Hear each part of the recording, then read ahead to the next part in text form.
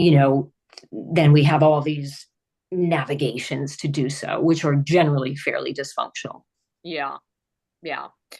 Um, she talks about dealing with other people's emotional responses in section 2. What's your advice about giving, what advice would you give to someone who struggles with managing their own emotions when faced with someone else's anger, sadness, or disappointment? So again, super consistent with cognitive behavior therapy. Yeah, Robbins is encouraging people to just let others feel what they feel without taking it personally or trying to fix it. right. Um, so some CBT techniques would be things like creating emotional boundaries, like recognizing like what's my stuff, what's your stuff, you know. Um, Using a mantra is really big in CBT, like a repetitive self statement, sometimes called like it could be something like their feelings are not my responsibility. Um, um, Pause before reacting, like taking a deep breath, something as simple as that.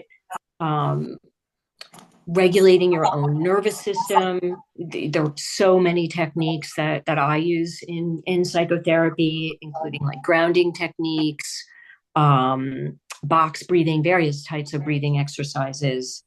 Um, so those are just a couple things, Emily, to Yeah, yeah, that are sort of practical. right, right.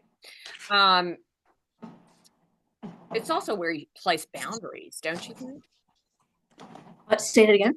Don't you think boundaries come into play here Oh, too? totally. That's Yeah, hugely, hugely important, that sense of like what's my issue, what's your issue, yeah, and being able to create those emotional boundaries.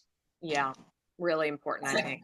Um, she also, in section 3, she discusses motivating other people to change without trying to control them. Hmm. So, from your experience, what's the most effective way to inspire people? Yeah, I mean, I think it's you want to inspire change without imposing control. The best way to do that is really to lead by example, Hmm.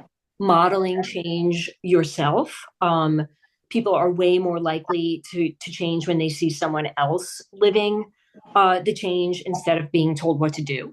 Um, Appeal to their motivations, not your own. Asking open questions like what's important to you right now. Um, you know, Basically, what would make this process easier for you. Creating a judgment-free zone where you're resisting the urge to feel, to judge or control or criticize, um, and use encouragement and not pressure. Yeah. Um, Yeah, that yeah, modeling behavior I think is really important that totally. and I mean she even talks about that with love interests and everything. I mean in every Hmm. different section of your life you can do that. Hmm. It especially works with your kid, modeling good Oh behavior. yeah, I mean, I think totally. really rubs off on your children. I mean, I'm sure I had some 100%. bad behaviors when I was a young mother, but hopefully I got better as I got older. Anyway, many people in long-term relationships, romantic friendships, or families struggle with letting them be who they are. Hmm. And she talks a lot about her relationship with her husband and She how does. he was going through that and how she just let him be. Hmm. Why do you think Right. it's hard for people to accept people for who they are, and what are some practical ways to develop that acceptance? I think it kind of goes back to what we were discussing before, that when people are different than us, it can create a sense of discomfort. And how do we deal with discomfort? We attempt to manage and control. So, I think with developing acceptance in relationships, the shift from control to understanding Mm-hmm. is so important. Mm-hmm. So instead of asking, like, how can I change that person? The question really becomes, can I understand them better? Right. Right. That makes sense. Uh, Um, the book touches on an overcoming chronic comparison and the fear of other people's opinions. And, mhm. I think what's what psychological or therapeutic tools can someone use to break free from comparison and truly focus on their own path? So, I mean, I think that this, especially in this world with just so much social, media, so chronic comparison and worrying about others is so conditioned right now. I think probably always has been, but it's particularly resonant now. But shifting was called and you may know this through your training, the internal locus of control, Julian Rotter's theory about locus of control. Um, so what basically he posited was people have an external locus of control. They believe that their self-worth depends on others' opinions, and people with an internal locus of control focus on what they can influence. So the tool there would be trying to reframe your self-worth. Instead of what do they think of me, you might think, what do I think of myself? Hmm. Right. Yeah. Um, yeah. And you can ask yourself, if no one's opinion mattered, what do I truly want? So Mhm. just asking those questions of Questions yourself. of yourself. Um, hugely important in this space is CBT, and just kind of rewiring some of those neural pathways, thoughts that are very habitual, um, and things we just go to automatically, what are called automatic thoughts. And I mean, I could go on and on and on. Yeah, yeah. I You mean, know, this is all really good information because you are a clinical psychologist, and that's why I invited her, everyone, because I thought, Mel Robbins, if you follow her, she's an amazing podcaster, but she is not a clinical psychologist, and she is actually giving you tools to do that. But at the very end, she always says, "I'm not a clinical psychologist." So I thought it'd be so great to have Elisa on today. I'm going to ask her one final question and then kind of open it up. So I have some questions for the audience, and I'll talk about the section I totally kind of related to right now. But the final question I have is Mel Robbins emphasizes choosing the love you deserve in relationships. From your clinical perspective, what are the signs that someone is settling for less than they deserve in a relationship, and how can they shift towards prioritizing self-worth? Um, so I thought that the let them theory was really kind of all about that you can't force someone to treat you better, but you can choose to have relationships that align with your self-worth And your values. and your values. I think that if you're settling, the markers or sort of the red flags would be feeling unfulfilled and unseen, constantly making excuses for the other person's behavior, Hmm. um, fear communicating your needs, Hmm. feeling anxious or insecure in the relationship, hoping that they'll change someday, and diminished your Yeah. self-worth. Yeah. And as we know, we can't change anyone. We can only change ourselves. Right. That is truly the bottom line. Yeah. I know. Anyway, well, that is all good stuff, and I'm sure you have a couple of questions for everyone too. But I just want to mention one of my favorite parts of this was really adult relationships, and I think during COVID, my I I have a proximity timing and energy problem. Which is really what they talk about because COVID. What happened is I live in New York. Everyone's moved to Florida. I went through a divorce, so my entire world sort of changed. And you know, I was kind of angry at some people. I thought they were my friends, but all of a sudden I read this and I realized, well, yeah, I don't have anything in common with them. I'm not married anymore. I don't have a lot of, I'm not close to them. I'm not living next to them. I'm going between Texas and Houston. The timing is kind of off, and my energy was really low. My energy's back now, thank God. But But I kind of related to that, and I'm sure maybe some of you had different chapters you sort of Hmm. related to a lot. I did with that one for some reason. It just stuck out for me, Mhm. just because of what I'm going through. I think my kids are in a good place right now, which is good. I made a lot of mistakes though. Boy, throughout this book, I was like, oh my God.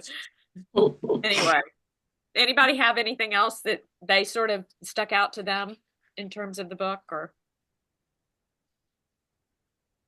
Julia? Emily, you know what? When I think about Emily, your point Yeah, about adult relationships, yeah, I think we value them more.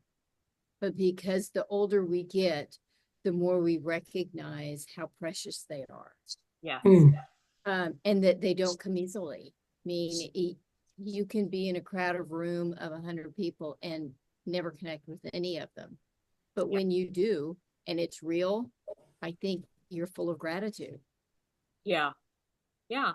And Mhm. also recognizing that you can't connect with everyone, Mhm. like, And that's okay. yeah, Mhm. it Mhm. certainly is. Yeah, for sure. Anybody else have a section that they really loved? I have a bunch of questions for everyone if they want to think about these questions. That's sort of your biggest takeaway. That was the one question. In section one, Mel Robbins talks about how we often waste our lives trying to control things we can't. Can you think of a recent situation where you tried to control something or someone, and how might applying the let them theory mindset might have changed your experience? Could have been anything. No? Anybody have anything? Okay. What about in terms of let them can reduce stress, comparison, and worry in our lives? Is there a part of your life where you still struggle with let them? How do you think shifting your mindset would impact your mental health or relationships? Because I think I like the we part. all have those moments. I like the Oh. part. I've only read to page 139, but I have listened to her a lot. Yeah. But I like the what she said. Let them is just kind of like a sigh for your brain and your, pause. And Mhm. Yeah. I like that. You Yeah. know, Remember in the book when she talks about how she was, really busy with her work and she was scrolling on Instagram and she saw her friends had gone away on this trip. Yes. And I Yeah. think we've all had that happen. And, the old me would have been like, that really hurt my feelings. Mhm. And now I think using these tools, but I'm also he was even there before then. It's swimming in your own lane and really living the life that you want to live, you know. Mhm. So I think that was sort of interesting. I mean, I thought the other kind of unsung part of the book was like the let me part, Mhm. which is so, so important, right? She sees this group of ladies that get together and they don't include her. And she, is thinking about it. But then she kind of pivots to how can I deal with this? And in a mature, like kind of enlightened way, Mhm. and what can I do? Mhm. um and I thought that was like such an important step in this whole theory.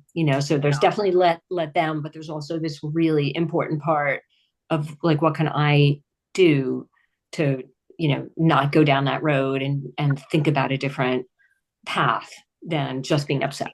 you know Right. Right. Yeah, I like that part too. Me too. Um, let's see. Here's another one. In section three, she explores how let them impacts our relationships, friendships, romantic relationships, and family dynamics. Has there ever been a time when you realized you were trying to control the outcome of a relationship? How do you think it would have changed things if you just let them be who they are? And there is she talks a lot about when she was trying to control her child who had a lot of anxiety about going to sleep. well, you know And what I dread? Yes, and it's always a note on yellow legal paper. Oh, somebody has Yeah, so it has her mic on. their mic on. Let me see. VW phone? Yeah, here, I just muted her. Okay, good.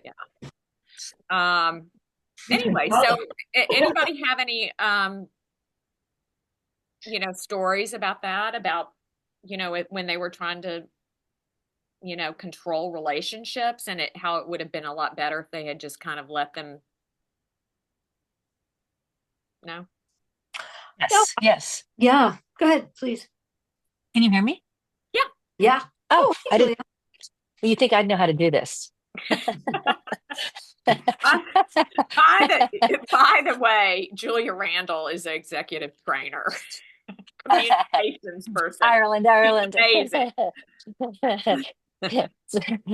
I had so many ideas and I wrote notes and I can't find them on my phone now. And I've got the book. I think it's so great you're doing this, Emily. And thank you. What's your first name? I'm sorry. Elisa, and we know each other from way back from Greenvale. Elisa Moran. Yes. Hi, it's you. Yes, Oh ma'am. my God, I just finished 8th grade. I think she's the great in a lot of ways. What her whole way of thinking is the best thing that ever happened to me because it's just for me just to go, okay, all right. I mean, I fight everything. And it's Mhm. interesting as we get older. So I'm 71. And I've got a 29-year-old in a relationship. And I just think we just have, I've never been able, I don't never realize that I always had such a hard time with everything. Um, I didn't have such a hard time, but it was just to let it go, let it go. It's let them. And I've been following her on Instagram for a while, and I think all the little bites she does are so appropriate. Now, I can't, if anyone can tell me how to get to my notes in Instagram, I saved a whole bunch of the quotes she talked about, and I just got back, so I don't have anything underlined in the book, but I don't know who told me this line, but swim in your own lane. Mhm. yeah.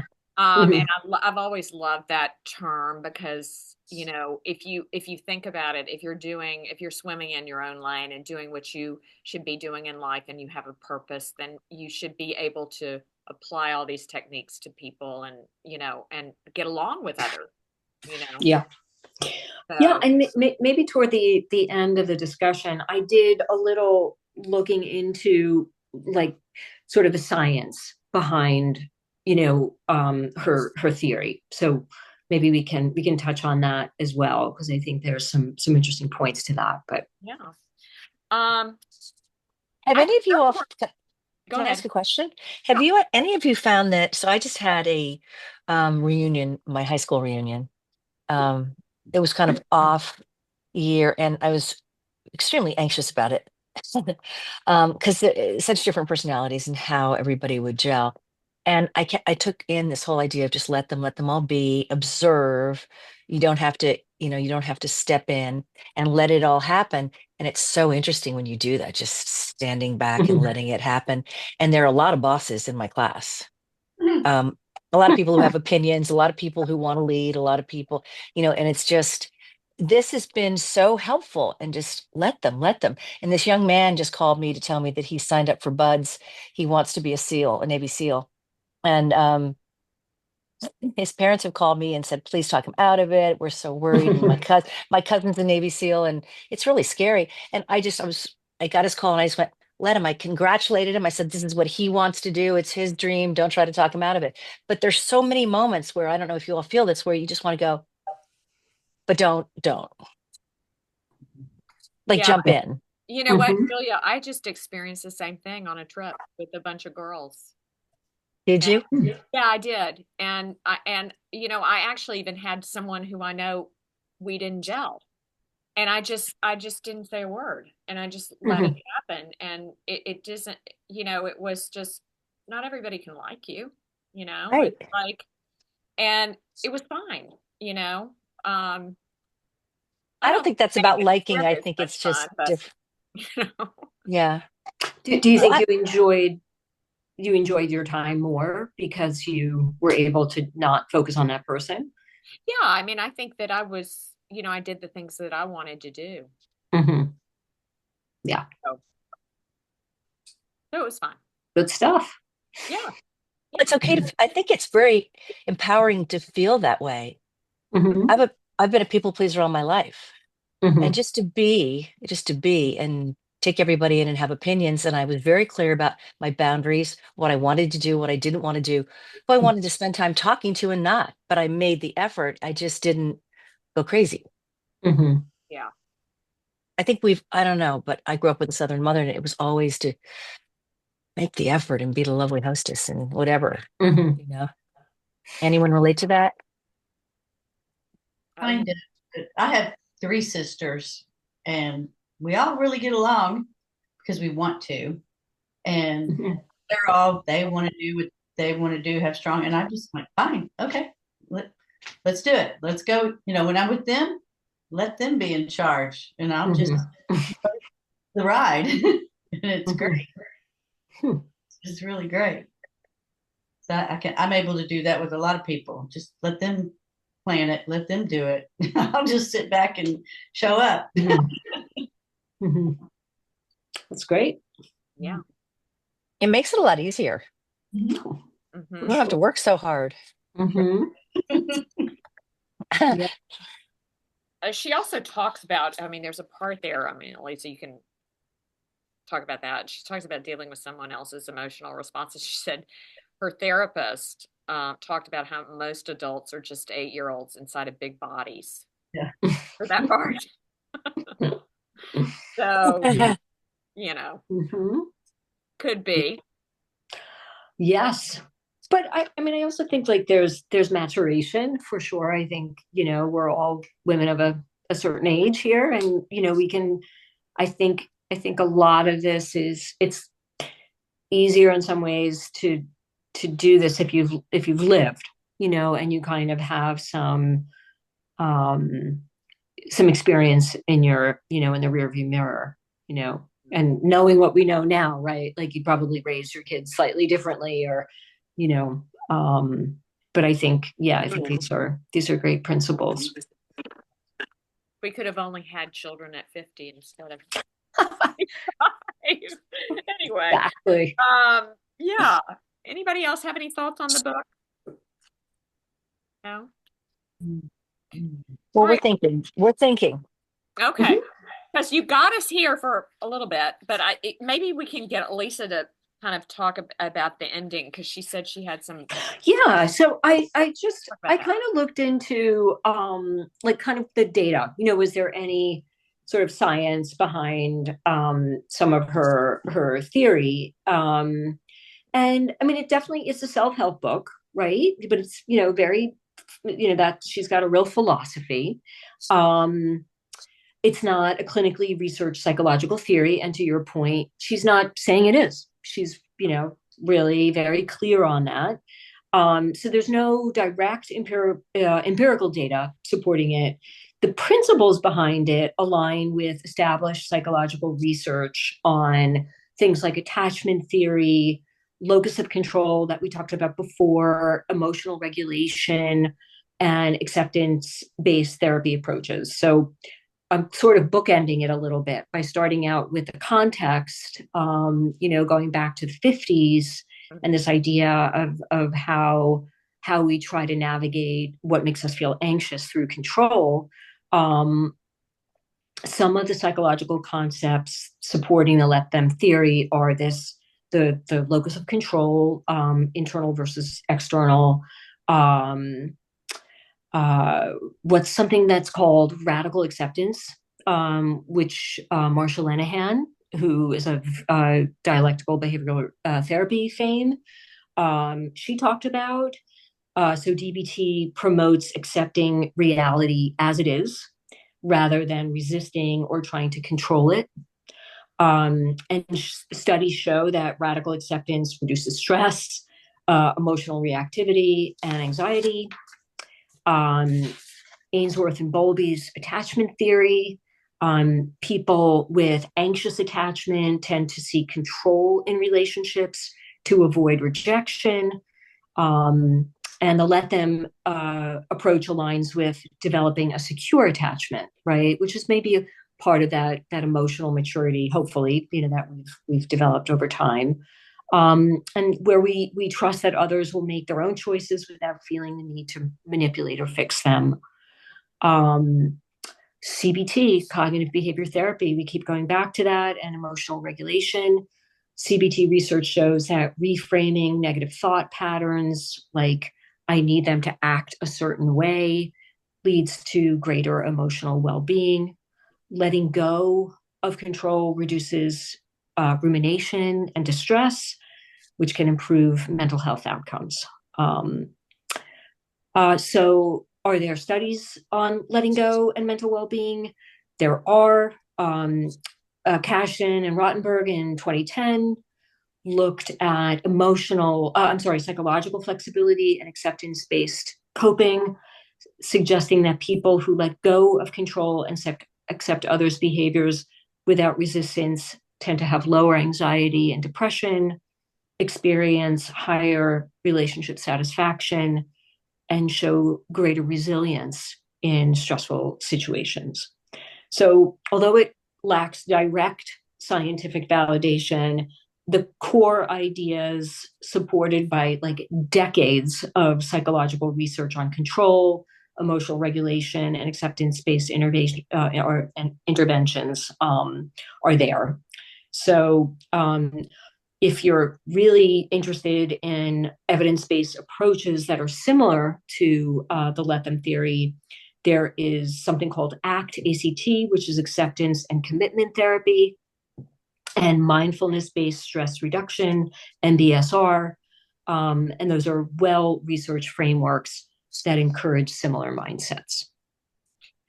Thank you. That was great. And, I just wanted to add, so, as a health coach, I often give strategies for my clients, small strategies for people. These are not people that are going through therapy, but they might have something stressful in their life. And, Andrew Weil created the 4-7-8 theory, the breathing theory for the, the guys in the Army. Not the Green Beret, but the other ones, the really Rangers or SEAL. Yeah. Mm-hmm. And I often talk to them about breathing techniques, but there's so many things you can do from a mindfulness perspective. Donna Latier is on this call with me. She's the CEO of Gardenuity, and she started a gardening company for health and wellness. Oh, wow. It's one of the fastest growing areas for mindfulness in the country and for health and wellness because it's, as you said, Elisa, grounding techniques, just getting out and getting in the dirt. Sometimes, for me, I don't know what it is, but if I'm barefoot in the soil, it makes me feel so much better. So, so I'm really, I think there's so many other techniques people can do, not just with let them. I mean, that's a great way to deal with a relationship, and that's a start. But there's other things, breathing techniques, journaling, things that you can do for yourself that'll really help. Yes. And I do yoga every day. So that's not only the stretching in and all that stuff, but I get the mindfulness in and the meditation at the very end. The numbers suggest that if you meditate 3 to 5 minutes a day, you're adding several years to your life at the very end of your life. Really? Anybody have any stress techniques that they work on that, they use, anything that they do that are different than what I mentioned? No? I think that one of the hardest things, and not to be crude or crass, but Emily, you know me, learning how to let that shit go is hard. And when you get to that place where you have the joy of missing out versus fear of missing out, it is a game changer. The interesting part is it can change every day, right? Some days you're really feeling good about it, and other days you walk in a room and you're not feeling connected at all, and you kind of revert back. But I think as women, that's one of the gifts of getting older. People talk so much about the hardships and the challenges of menopause. Listen, I think one of the greatest things is to learn to let it go. Yeah. And be the ones that that bring you joy. Be with the ones that bring you joy and Yes. happiness and Mhm. make you laugh and all those. Mhm. So, Yes. well, if anybody doesn't have anything else to say, I'm going to end this call. Did want to mention that the next time we're going to either talk about sleep or movement. And I do have a book picked out called Why We Sleep by Dr. Matthew Walker. He's a professor out of Berkeley. He's considered the top sleep doctor in the country. I took an 18-hour course with him. So that's most likely what it's going to be. Although I do have another doctor in place who's a neurologist who works with she works with brain disorders and does a lot of diagnostic testing for that. And Mhm. she worked with Richard Isaacson. So I'm trying to get her as well. So it just depends Right. on what we can get. But I think those two would be really great for next time. Mhm. Just to March focus on 15th is World Sleep Day. March 15th is. Oh, well, maybe I can send it out before then and we'll do the sleep one. Yeah. I'm just saying, It's it's really World interesting. I mean, the course I went through, he even teaches you how to get through time changes and all that stuff. I have a really hard time Mhm. with that, but Well, I think Garnui just published a blog, or it's publishing tonight or something, about plants that help you sleep better. oh, Hmm. oh, Really? So yeah. much research around it. And it's fascinating to me. I'm a terrible sleeper, and it's fascinating. Mhm. Yeah. Yeah. Well, I want to get one of those for sure. Well, thank you all for coming, and Lisa, Thank you. so much for your Oh, my insight. I mean, it was pleasure. really helpful, and I My really appreciate pleasure. everybody participating. Terry, do you have a question? Yeah. Do you have a website, Emily? Yeah, I do. It's emilychapmanwellness.com. Okay. Yeah. Yeah. Emily, Thank you for coming. Yeah. Emily, I want to thank you so much for doing this. It's really a treat. Well, we're going to Getting keep to, doing them, and yeah, I know. maybe Elisa can come up with another good mindful book. Join us again. But I want to say this is so special, and it's really nice to be able to come together and talk this honestly with people you don't necessarily know that well, and have shared this book. There's so much more to go through. I wish I wanted to be more prepared and share some of the neat things I thought she had said as well.